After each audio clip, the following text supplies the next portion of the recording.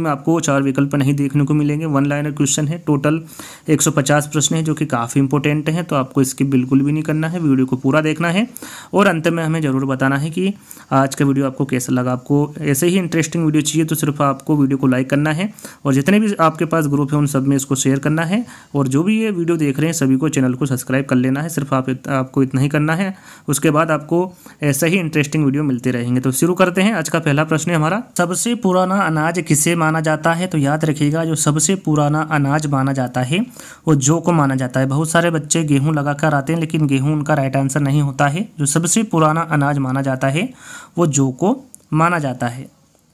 कौन सी गैस पृथ्वी पर हरित गृह प्रभाव में सर्वाधिक योगदान करती है? तो वो कार्बन डाइऑक्साइड, जिसे CO2 के नाम से भी जाना जाता है। याद रखिएगा कार्बन डाइऑक्साइड गैस पृथ्वी पर हरित गृह प्रभाव में सर्वाधिक योगदान करती है। यहाँ पर देखिए 2 प्रकार के प्रश्न पूछे जाते हैं।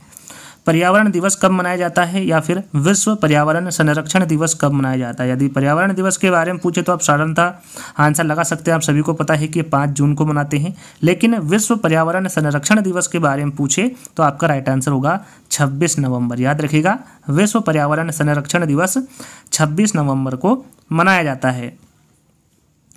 ओजोन दिवस कब मनाया जाता है? तो ओजोन दिवस 16 सितंबर को मनाया जाता है। याद रखिएगा ओजोन दिवस 16 सितंबर को मनाया जाता है।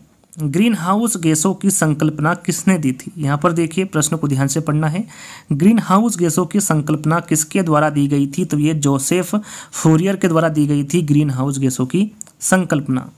ताजमहल को क्षति किस कारण पहुंच रही है? जो ताजमहल को क्षति पहुंच रही है वो किसके कारण पहुंच रही है? तो ये मथुरा तेल शोधनशाला से निकलने वाला जो वायु प्रदूषक है उसके कारण ताजमहल को क्षति पहुंच रही है। रेड डाटा बुक, इसके बारे में तो आपको सभी को पता होगा किस प्रकार, मतलब क्या है रेड डाटा बुक? तो ये विलुप्त होने की कगार पर खड़ी संकटग्रस्त पौधों और पशुओं की सूची है। इसको कब प्रदर्शित किया गया था पहली बार रेड डाटा बुक को? तो ये किया गया था 1966 में। रेड डाटा बुक को पहली बार 1966 में प्रदर्शित किया गया था।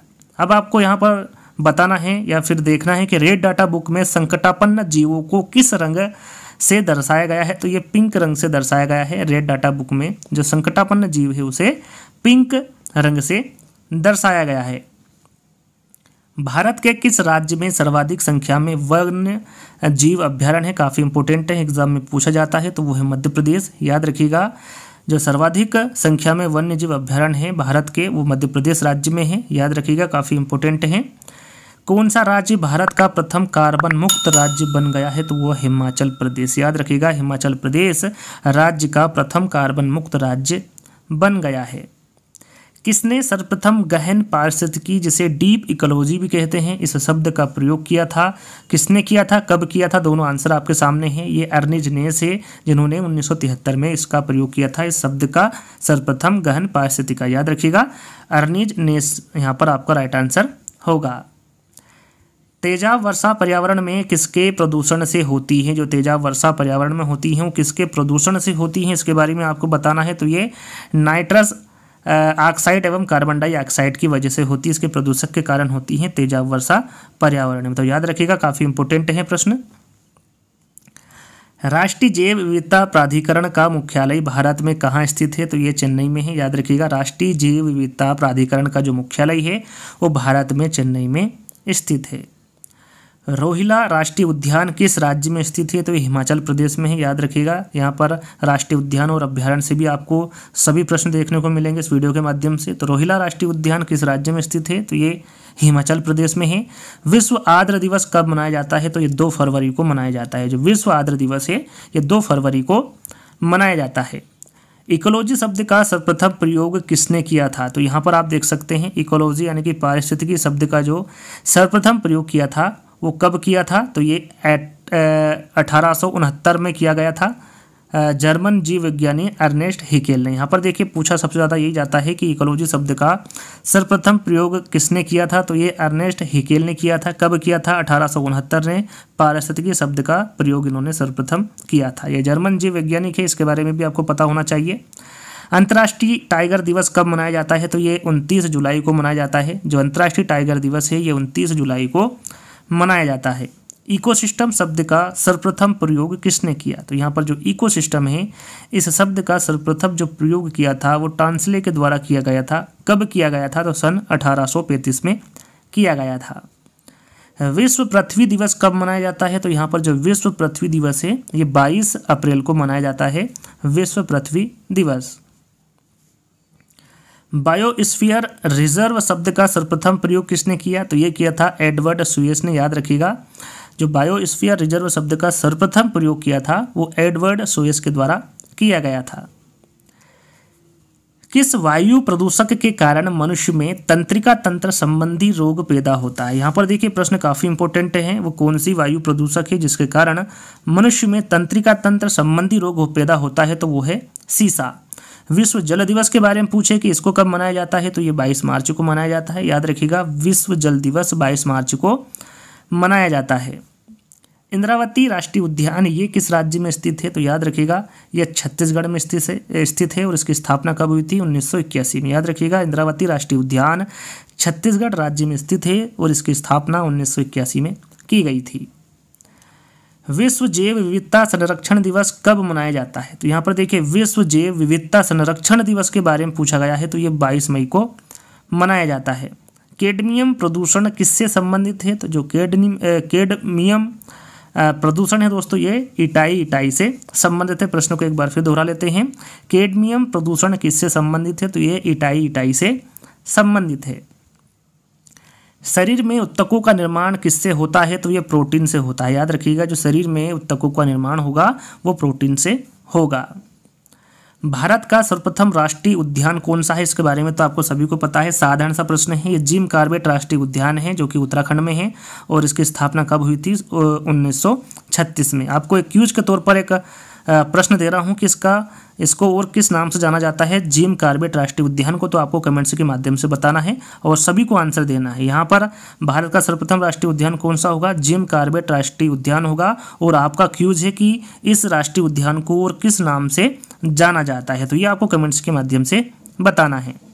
किसमें प्रोटीन का सबसे अधिक स्रोत पाया जाता है? तो वो है सोयाबीन, याद रखिएगा। सोयाबीन में प्रोटीन का सबसे अधिक स्रोत पाया जाता है।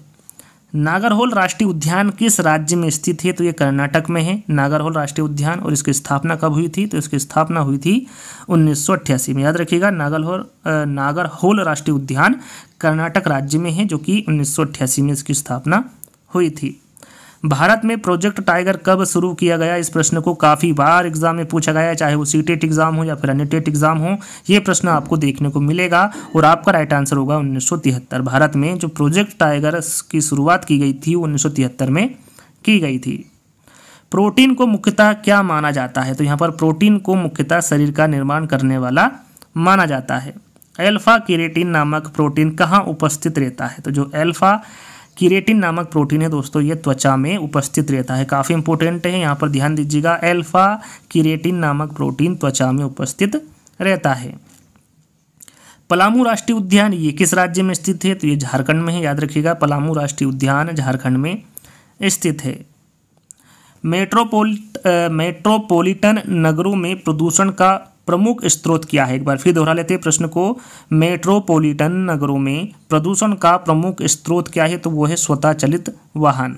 वायुमंडल में कार्बन डाइऑक्साइड का निर्माण मुख्यतः कैसे होता है? तो ये जीवों के श्वसन से होता है वायुमंडल में कार्बन डाइऑक्साइड का निर्माण।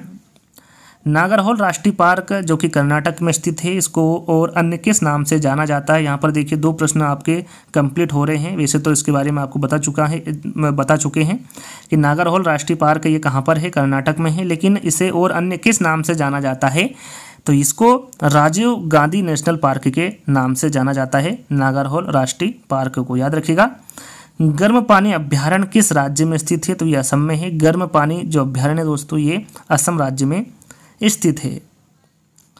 कौन सा वायु प्रदूषक मनुष्य में रक्तदाब को बढ़ा देता है तथा हृदय संबंधी रोग पैदा करता है? यहाँ पर कौन सा वायु प्रदूषक के बारे में पूछा गया है? तो वह कैडमियम, याद रखिएगा। कैडमियम वायु प्रदूषक मनुष्य में रक्तदाब को बढ़ा देता है तथा हृदय संबंधी रोग पैदा करता है। नामदफा अभ्यारण्य ये किस राज्य में स्थित है? तो ये अरुणाचल प्रदेश में है, याद रखिएगा। नामदफा अभ्यारण्य अरुणाचल प्रदेश में स्थित है। ग्लोबल वार्मिंग के लिए सर्वाधिक उत्तरदायी गैस कौन सी है? सरल सा प्रश्न है, इसका आंसर आप सभी को पता है, ये कार्बन डाइऑक्साइड है। ग्लोबल वार्मिंग के लिए जो सर्वाधिक उत्तरदायी गैस होगी वो कार्बन डाइऑक्साइड होगी। किस वृक्ष को पर्यावरणीय संकट माना जाता है? तो ये जो यूकेलिप्टस होता है उसे, इस वृक्ष को पर्यावरणीय संकट माना जाता है। राजीव गांधी नेशनल पार्क कहाँ पर स्थित है? तो ये कर्नाटक में है, याद रखिएगा। जो राजीव गांधी नेशनल पार्क है ये कर्नाटक राज्य में स्थित है। केरल में स्थित पेरियार अभ्यारण्य किस लिए प्रसिद्ध है? यहाँ पर दो प्रश्न बन रहे हैं। पेरियार अभ्यारण्य कहाँ पर स्थित है? तो ये केरल में है। किस लिए प्रसिद्ध है? तो ये जंगली हाथियों के लिए प्रसिद्ध है, केरल में स्थित पेरियार अभ्यारण्य।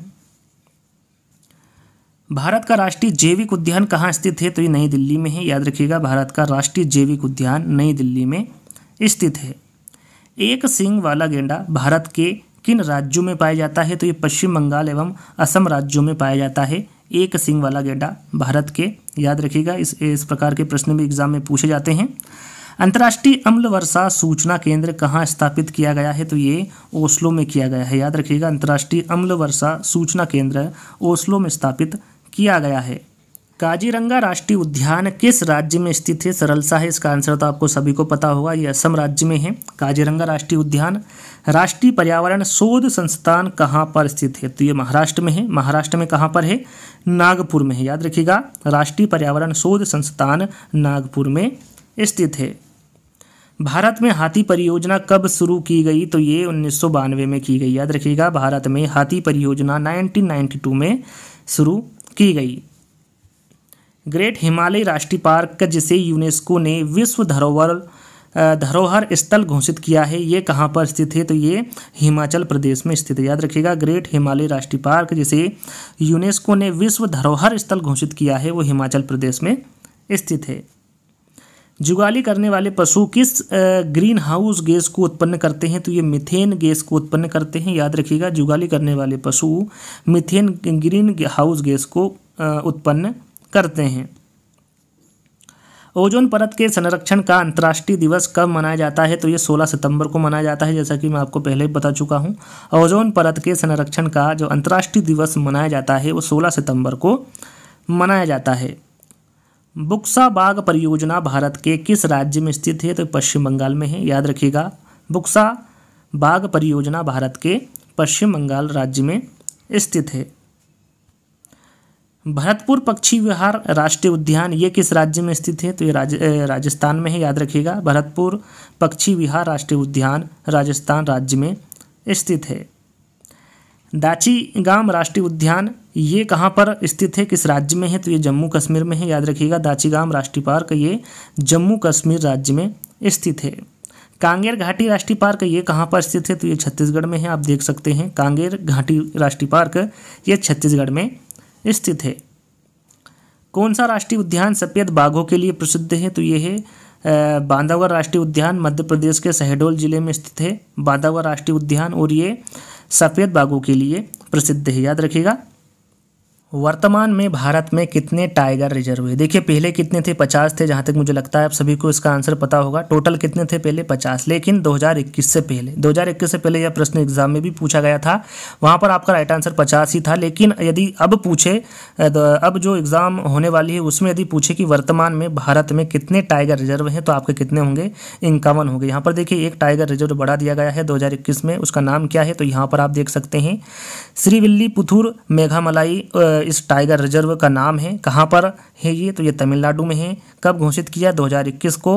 और ये कौन सा टाइगर भारत का टाइगर रिजर्व है? तो 51वां टाइगर रिजर्व है। तो इसके बारे में आपको जानकारी होना चाहिए। अब आप वहाँ पर जाकर आप 51 पे टिक कर सकते हैं और आपका ये राइट आंसर होगा। आप समझ ही गए होंगे वर्तमान में भारत में कितने टाइगर रिजर्व हैं। तो 51 है, 51 कौन सा है उसके बारे में आप यहाँ पर देख सकते हैं। दाम्पा टाइगर रिजर्व किस राज्य में स्थित है? तो ये मिजोरम में है, याद रखिएगा। दाम्पा टाइगर रिजर्व मिजोरम राज्य में स्थित है। सलीम अली कौन थे? इसके बारे में इनके बारे में पूछा जाता है कि सलीम अली कौन थे? तो ये एक विख्यात पक्षी विज्ञानी थे सलीम अली। 5 जून को विश्व पर्यावरण दिवस सबसे पहले किस वर्ष मनाया जाता है? हमने सबसे पहले देखा कि पर्यावरण दिवस कब मनाया जाता है, तो 5 जून को मनाया जाता है। लेकिन ये सबसे पहले किस वर्ष में मनाया गया था? तो ये 1973 में मनाया गया था। इसके बारे में एग्जाम में पूछा जाता है, तो ध्यान दीजिएगा। जुलाई 1950 में अधिक पेड़ उगाओ अभियान का उद्घाटन किसने किया था? तो ये के मुंशी के द्वारा किया गया था। काफ़ी इंपॉर्टेंट है, एग्जाम में इस प्रकार के प्रश्न पूछे जाते हैं। जुलाई 1950 में अधिक पेड़ उगाओ अभियान का उद्घाटन के मुंशी के द्वारा किया गया था। ग्रीन मफलर किससे संबंधित है? तो यहाँ पर जो ग्रीन मफलर है ये ध्वनि प्रदूषण से संबंधित है। संजय राष्ट्रीय उद्यान किस राज्य में स्थित है? तो ये मध्य प्रदेश में है, याद रखिएगा। संजय राष्ट्रीय उद्यान मध्य प्रदेश राज्य में स्थित है।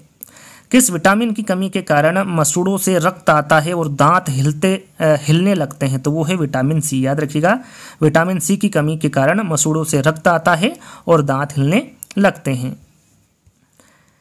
हरिके आर्द्र भूमि किस राज्य में स्थित है? तो ये पंजाब में है, याद रखिएगा। हरिके आर्द्र भूमि पंजाब राज्य में स्थित है। दलहनी फसलों में कौन सा जीवाणु नाइट्रोजन स्थिरीकरण करता है? तो वो है राइजोबियम, याद रखिएगा। काफ़ी इंपॉर्टेंट है। दलहनी फसलों में राइजोबियम जीवाणु नाइट्रोजन स्थिरीकरण करता है। चिनार वन्यजीव विहार किस राज्य में स्थित है? तो यहाँ पर आप देख सकते हैं ये केरल में है। चिनार वन्यजीव विहार केरल राज्य में स्थित है। ओजोन परत के संरक्षण का अंतर्राष्ट्रीय दिवस कब मनाया जाता है? तो ये 16 सितंबर को मनाया जाता है। ओजोन परत के संरक्षण का जो अंतर्राष्ट्रीय दिवस मनाया जाता है वो 16 सितंबर को मनाया जाता है। मगर प्रजनन परियोजना कब शुरू की गई? जो मगर प्रजनन परियोजना है इसकी शुरुआत कब की गई थी? तो ये 1975 में की गई थी। विटामिन शब्द किसने प्रतिपादित किया था? तो ये फंक द्वारा किया गया था, याद रखिएगा। विटामिन शब्द किसके द्वारा प्रतिपादित किया गया था? तो ये फंक के द्वारा किया गया था। गाजर किस विटामिन का समृद्ध स्रोत है? तो ये विटामिन ए का समृद्ध स्रोत है गाजर, याद रखिएगा। गाजर विटामिन ए का समृद्ध स्रोत है। जिस विटामिन में कोबाल्ट होता है वहाँ क्या है? वहाँ कौन सा विटामिन है? तो वो विटामिन B12 है, याद रखिएगा। विटामिन B12 में कोबाल्ट होता है। पेरियार वन्यजीव अभ्यारण्य किस राज्य में स्थित है? तो इसके बारे में आपको पहले ही बता चुका हूँ। ये केरल राज्य में स्थित है पेरियार वन्यजीव अभ्यारण्य।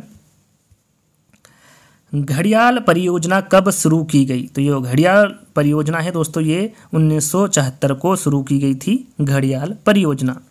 वन विहार राष्ट्रीय उद्यान ये कहाँ पर स्थित है? तो भोपाल में है, याद रखिएगा। वन विहार राष्ट्रीय उद्यान भोपाल में स्थित है। देश में प्रथम हाथी पुनर्वास केंद्र कहाँ स्थापित किया गया? तो ये केरल के कोतुर में किया गया, याद रखिएगा। देश में प्रथम हाथी पुनर्वास केंद्र केरल के कोतुर में स्थापित किया गया। गेंडा परियोजना कब शुरू की गई? तो जो गेंडा परियोजना है दोस्तों ये 1987 को शुरू की गई, याद रखिएगा। गेंडा परियोजना 1987 को शुरू की गई थी। वायुमंडल में जिस ओजोन छिद्र का पता लगाया गया वहाँ कहाँ पर स्थित है? तो याद रखिएगा वो अंटार्कटिका के ऊपर स्थित है। वायुमंडल में जिस ओजोन छिद्र का पता लगाया गया वो अंटार्कटिका के ऊपर स्थित है। वायुमंडल में उपस्थित ओजोन परत किसे अवशोषित करती है? तो ये अल्ट्रावायलेट किरण होती हैं उसको अवशोषित करती है वायुमंडल में उपस्थित ओजोन परत। सूर्य से आने वाले हानिकारक पराबैंगनी विकिरणों से क्या होता है? तो ये इससे क्या होगा? इससे त्वचा का कैंसर होगा, याद रखिएगा। सूर्य से आने वाले हानिकारक पराबैंगनी विकिरणों से त्वचा का कैंसर होता है। पीलीभीत राष्ट्रीय उद्यान ये कहाँ पर स्थित है? तो ये उत्तर प्रदेश में स्थित है, याद रखिएगा। पारिस्थितिकी विज्ञान केंद्र कहाँ स्थित है? तो ये बेंगलुरु में है, याद रखिएगा। पारिस्थितिकी विज्ञान केंद्र बेंगलुरु में स्थित है। भारत में पर्यावरण संरक्षण अधिनियम कब पारित किया गया था? तो ये 1986 को किया गया था, याद रखिएगा। भारत में पर्यावरण संरक्षण अधिनियम 1986 को पारित किया गया। कौन सा ईंधन न्यूनतम पर्यावरणीय प्रदूषण उत्पन्न करता है? तो वो हाइड्रोजन है, याद रखिएगा। हाइड्रोजन ईंधन न्यूनतम पर्यावरणीय प्रदूषण उत्पन्न करता है। भूमिगत जल को दूषित करने वाला अजैविक प्रदूषक कौन सा है? तो वो आर्सेनिक, याद रखिएगा। भूमिगत जल को प्रदूषित करने वाला जो अजैविक प्रदूषक होगा वो आर्सेनिक होगा। भारतीय वन्य प्राणी संस्थान जिसे शॉर्टकट में FRI भी कहा जाता है ये कहाँ पर स्थित है? तो FRI या फिर भारतीय वन्य प्राणी संस्थान ये देहरादून में स्थित है। हिमचीता परियोजना कब शुरू की गई? तो ये 1987 में की गई थी हिमचीता परियोजना। भारत में सर्वप्रथम जैव विविधता अधिनियम कब पारित किया गया? तो ये सन 2000 में किया गया था। भारत में सर्वप्रथम जैव विविधता अधिनियम सन 2002 में पारित किया गया। हरा सूचकांक, जिसे ग्रीन इंडेक्स के नाम से भी इसे जाना जाता है, हरा सूचकांक किसके द्वारा विकसित किया गया था? तो ये विश्व बैंक के द्वारा विकसित किया गया था हरा सूचकांक। याद रखिएगा, इंपॉर्टेंट प्रश्न है ये। राष्ट्रीय वन अनुसंधान संस्थान कहाँ स्थित है? तो ये देहरादून में है। राष्ट्रीय वन अनुसंधान संस्थान देहरादून में स्थित है। वन अनुवांशिकी एवं वृक्ष प्रजनन संस्थान कहाँ है? तो ये कोयम्बटूर में है। वन अनुवांशिकी एवं वृक्ष प्रजनन संस्थान कोयम्बटूर में है। भोपाल गैस त्रासदी में किस गैस का रिसाव हुआ था? तो इसके बारे में तो आपको सभी को पता होगा, काफ़ी बार एग्जाम में पूछा गया है। तो ये मिथाइल आइसोसाइनाइड गैस है, जिसे AMIC के नाम से भी जाना जाता है। विटामिन डी के सृजन में कौन पाया जाता है? तो ये कैल्सीफेरॉल पाया जाता है। याद रखिएगा, विटामिन डी के सृजन में कैल्सीफेरॉल पाया जाता है। याद रखिएगा। विटामिन ई का रासायनिक नाम क्या है? यहाँ पर देखिए, विटामिन ई का रासायनिक नाम पूछा गया है, तो इसका रासायनिक नाम होता है टोकोफेरॉल। विटामिन ई का रासायनिक नाम टोकोफेरॉल होता है। रक्त स्कंदन में कौन सा विटामिन क्रियाशील होता है? तो यह है विटामिन के। याद रखिएगा, रक्त स्कंद में विटामिन के क्रियाशील होता है। जिम कॉर्बेट राष्ट्रीय उद्यान का पुराना नाम क्या था? मैंने देखिए क्यूज के तौर पर आपसे पूछा था। जहाँ तक मुझे लगता है आपने राइट आंसर दे दिया होगा। नहीं दिया, यदि आपको नहीं पता है तो उसका राइट आंसर होगा हेली राष्ट्रीय उद्यान। जिम कॉर्बेट राष्ट्रीय उद्यान का पुराना नाम हेली राष्ट्रीय उद्यान है। भारतीय वानस्पतिक सर्वेक्षण का मुख्यालय कहाँ है? तो ये कोलकाता में है। भारतीय वानस्पतिक सर्वेक्षण का मुख्यालय कोलकाता में स्थित है। भारत में वन्यजीव संरक्षण अधिनियम किस वर्ष लागू किया गया था? तो ये 1972 को किया गया था। भारत में वन्यजीव संरक्षण अधिनियम 1972 को लागू किया गया था। भारत में पर्यावरण संरक्षण अधिनियम किस वर्ष लागू किया गया था? तो यहाँ पर देखिए, पर्यावरण संरक्षण अधिनियम के बारे में पूछा गया है भारत में, तो ये किया गया था 1986 को। गिद्ध संरक्षण परियोजना कब से प्रारंभ की गई? तो ये 2006 से प्रारंभ की गई गिद्ध संरक्षण परियोजना। ग्रीन हाउस गैसों की संकल्पना किसने की थी? तो ये जोसेफ फूरियर द्वारा की गई थी। इसके बारे में हम पहले भी जिक्र कर चुके हैं। ग्रीन हाउस गैसों की जो संकल्पना दी गई थी वो जोसेफ फूरियर के द्वारा दी गई थी। नदी में जल प्रदूषण के निर्धारण के किसकी घुली हुई मात्रा पाई जाती है? एक बार फिर दोहरा लेते हैं, प्रश्न को थोड़ा सा मिस हुआ है। नदी में जल प्रदूषण के निर्धारण के लिए घुली हुई मात्रा पाई जाती है किसकी? तो ये ऑक्सीजन की पाई जाती है। नदी में जल प्रदूषण के निर्धारण के लिए जो घुली हुई मात्रा पाई जाती है वो ऑक्सीजन की पाई जाती है। नदी में जल प्रदूषण के निर्धारण में किसकी घुली हुई मात्रा पाई जाती है? तो ये पाई जाती है ऑक्सीजन की। याद रखिएगा, नदी में जल प्रदूषण के निर्धारण में ऑक्सीजन की घुली हुई मात्रा पाई जाती है। भारत में वर्षावन कहाँ पाए जाते हैं? तो ये उत्तर पूर्वी हिमालय और पश्चिमी घाट में पाए जाते हैं भारत में वर्षावन। प्रदूषण के कुछ विश्वसनीय सूचक कौन से हैं? तो जो विश्वसनीय सूचक है प्रदूषण के वो लाइकेन और मास है। याद रखिएगा।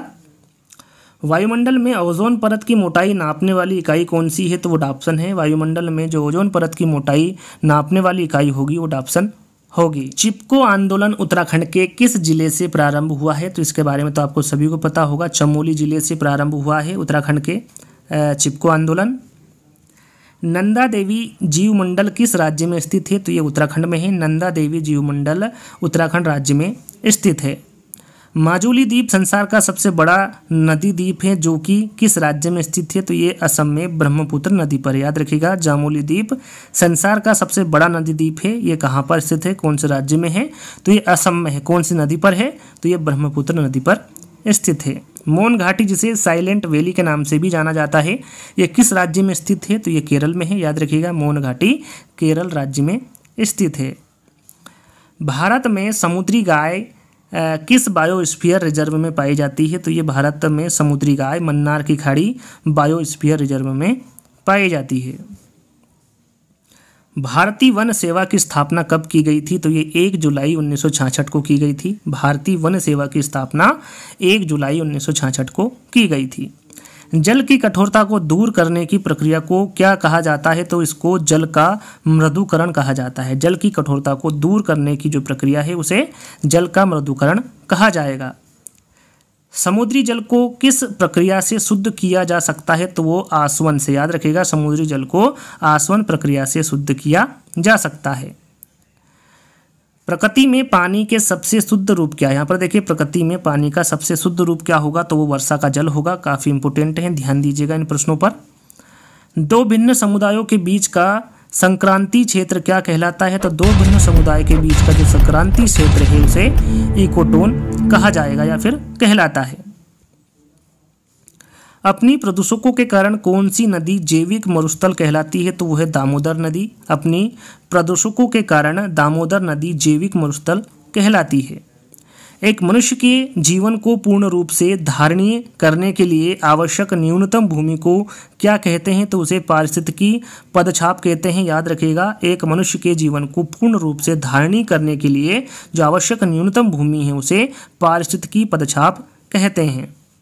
मध्य प्रदेश का राजकीय पक्षी कौन सा है? तो मध्य प्रदेश का जो राजकीय पक्षी है वो दूधराज है, और दूधराज को ही शाहे बुलबुल के नाम से भी जाना जाता है। तो दूधराज आ जाए विकल्प में या फिर शाहे बुलबुल आ जाए, आपका राइट आंसर दूधराज भी सही होगा और शाहे बुलबुल भी सही होगा।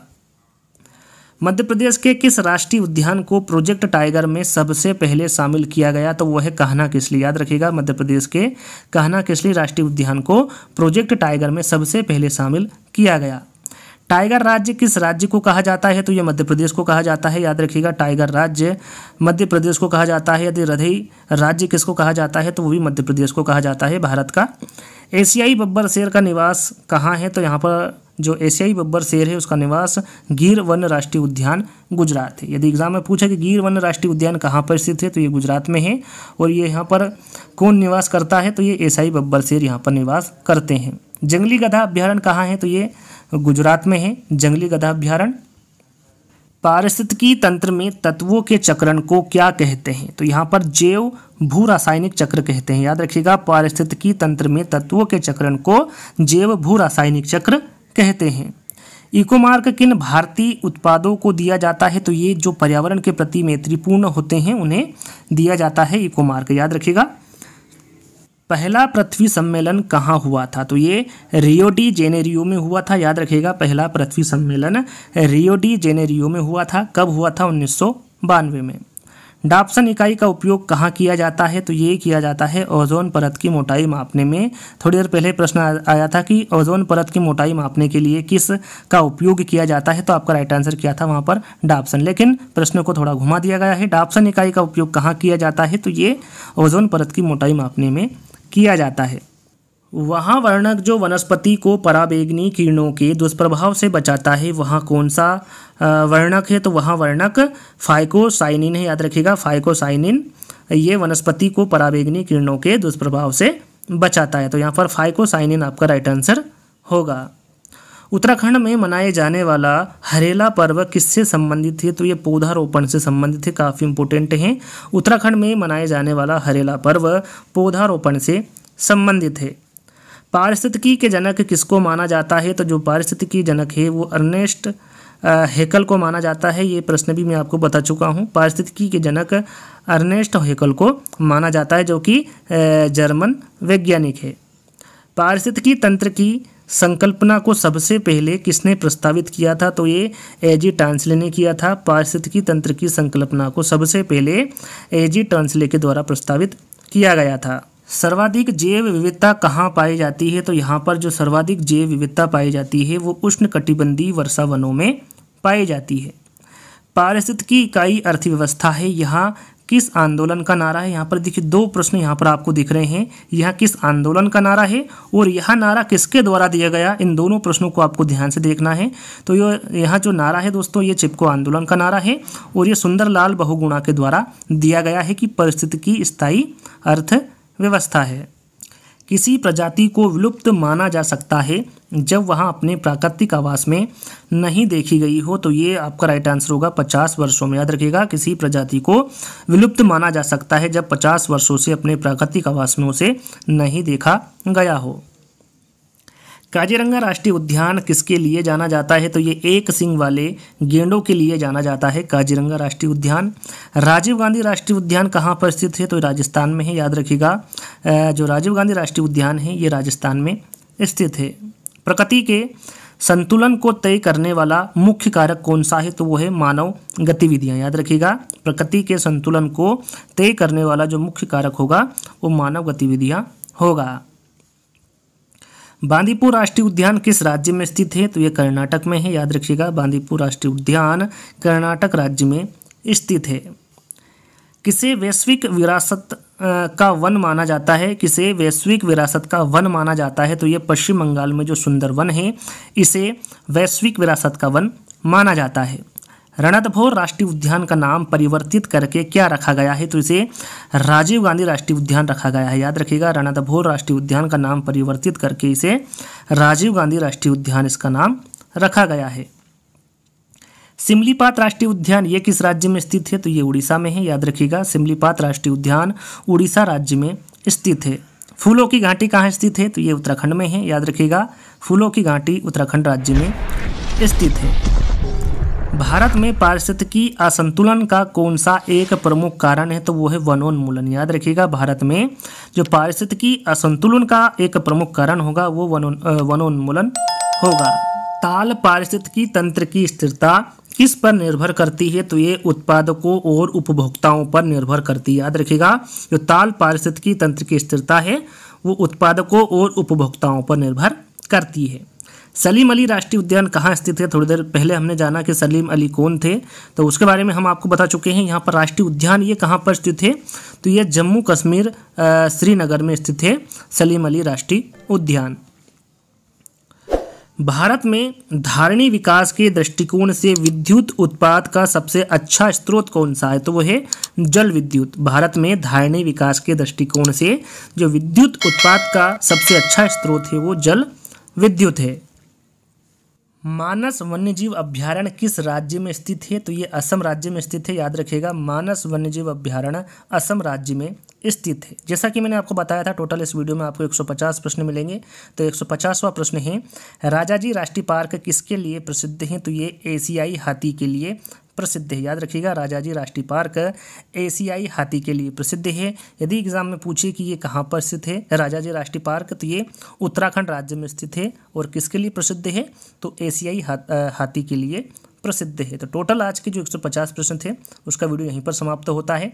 आज का वीडियो आपको कैसा लगा आपको कमेंट्स के माध्यम से बताना है। आपको इस वीडियो को ज़्यादा से ज़्यादा लाइक करना है, शेयर करना है और चैनल को सब्सक्राइब कर लेना है। तो जल्दी ही दोस्तों एक नई वीडियो के साथ मिलेंगे। जब तक के लिए धन्यवाद।